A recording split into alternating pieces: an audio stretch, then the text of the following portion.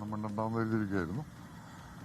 ആ കുട്ടി അന്ന് വീട്ടിലേക്ക് കയറി വന്ന ദിവസം അനുഭവിച്ച വിഷമവും സങ്കടവും പ്രശ്നങ്ങളും ഒക്കെ കേട്ടപ്പോൾ അതിനകത്ത് പ്രതികളായിരുന്ന അന്ന് അവരെല്ലാവരും കൊന്നുകളയണമെന്നാണ് എനിക്ക് ആ സമയത്ത് തോന്നിയത്. പക്ഷെ പിന്നീട് നമ്മൾ സാവകാശം ചിന്തിക്കുമ്പോൾ അവർക്കെല്ലാം കിട്ടാവുന്നതിൻ്റെ മാക്സിമം ശിക്ഷ കിട്ടണം എന്ന് പ്രാർത്ഥിച്ചിരുന്നു. ഇന്നലെ വിധി വന്നു, അവർ ശിക്ഷിക്കപ്പെടുന്നു. അവർക്ക് എത്ര കണ്ടിട്ട് ശിക്ഷ കിട്ടുമെന്ന് എനിക്കറിയില്ല, അതിനെ വരണം. എന്താണെങ്കിലും അവർക്ക് ഏറ്റവും വലിയ ശിക്ഷ കിട്ടണം എന്ന് തന്നെയാണ് ഞാൻ ആഗ്രഹിക്കുന്നത്. അതുകൊണ്ട് തന്നെ ആ വിധിയിൽ ഞാൻ സന്തോഷവാനാണ്.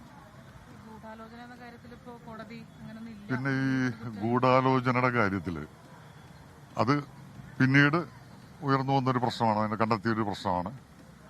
സത്യം പറഞ്ഞു കഴിഞ്ഞാൽ അതേക്കുറിച്ച് നിങ്ങൾക്കറിയാവുന്നതിനപ്പുറം എന്നേക്കാൾ കൂടുതൽ നിങ്ങൾക്ക് ഓരോരുത്തർക്കും അറിയാം, നിങ്ങളെക്കാൾ കൂടുതൽ പോലീസ് ഓഫീസേഴ്സിന് അറിയാം, കോടതിക്കറിയാം, വക്കീലന്മാർക്കറിയാം, എല്ലാവർക്കും അറിയാം. അതിനേക്കാളൊക്കെ ഏറ്റവും കുറവ് അറിയാവുന്ന ഒരാളാണ് ഞാൻ. അപ്പോൾ ഞാനതിനെക്കുറിച്ചൊരു അഭിപ്രായം പറയുന്നതിനകത്ത് അർത്ഥമില്ലാന്ന് തോന്നുന്നു. കാരണം പൂർണ്ണമായിട്ട് അറിയാത്തൊരു കാര്യത്തെപ്പറ്റി അഭിപ്രായം പറയരുത് എന്ന് വിശ്വസിക്കുന്ന ഒരാളാണ് ഞാൻ. ഈ കേസിനെ സംബന്ധിച്ചിടത്തോളം എൻ്റെ വശത്തു നിന്നുള്ള കോൺട്രിബ്യൂഷൻ, ഈ കേസ് തെളിയിക്കാൻ വേണ്ടിയിട്ട് എൻ്റെ വശത്തു നിന്ന കോൺട്രിബ്യൂഷൻ എന്തൊക്കെയാണോ അതൊക്കെ ഞാൻ ചെയ്തിട്ടുണ്ടെന്ന് തന്നെയാണ് ഞാൻ വിശ്വസിക്കുന്നത്. അന്ന് ആ കുട്ടി വീട്ടിൽ വന്നു കഴിഞ്ഞപ്പോൾ ആദ്യം ബെഹ്റ സാറിനെ ഫോൺ ചെയ്ത് ഇവരറിയിക്കുന്നത് ഞാനാണ്. അല്ലാതെ അത് പി ടി തോമസ് ഒന്നുമല്ല, ഞാനാണ് വിളിച്ചു പറഞ്ഞത്. അതിനൊക്കെ ശേഷമാണ് പി ടി തോമസും കാര്യങ്ങളൊക്കെ വന്നത്.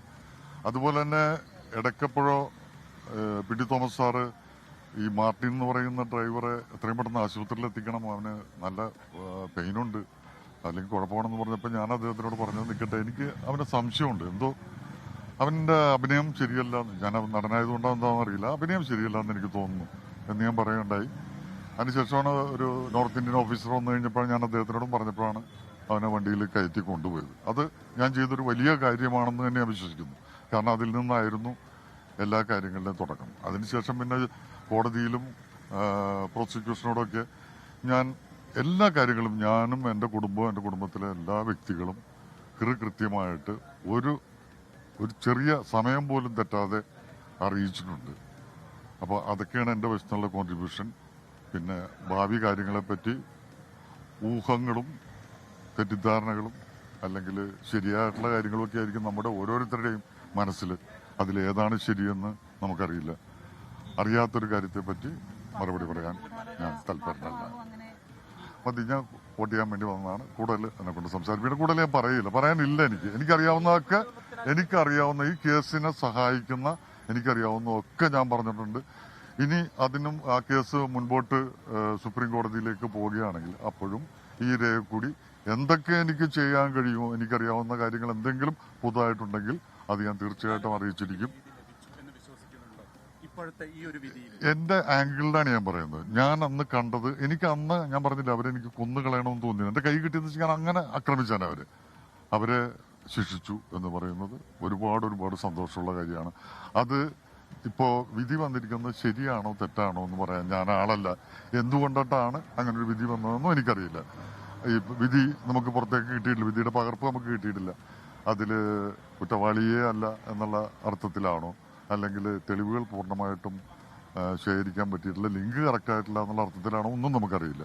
അപ്പോൾ അതറിയാത്രത്തോളം കാലം ഊഹാപോഹ കഥകൾ പറയാൻ ഞാനാണല്ല. Thank you. ഞാൻ വിളിച്ചിട്ടില്ല. വലിയ ബുദ്ധിമുട്ടാണ്. ഞാൻ വലിയ കൺഫ്യൂഷനിലും ടെൻഷനിലും സമാധാനക്കേടിലുമാണ്. സന്തോഷിക്കണോ സങ്കടപ്പെടണോ ഒന്നും അറിയാൻ പാടില്ലാത്തൊരവസ്ഥയാണ്. Thank you. പ്ലീസ്. ലോകത്തെവിടെയായാലും ഏത് സമയത്തും 24 വാർത്തകളും ഓഗ്മെന്റഡ് റിയാലിറ്റി പാക്കേജുകളും എക്സ്പ്ലെയിനറുകളും വിശദമായി കാണാൻ ഞങ്ങളുടെ യൂട്യൂബ് ചാനൽ നിങ്ങൾക്ക് സബ്സ്ക്രൈബ് ചെയ്യാം.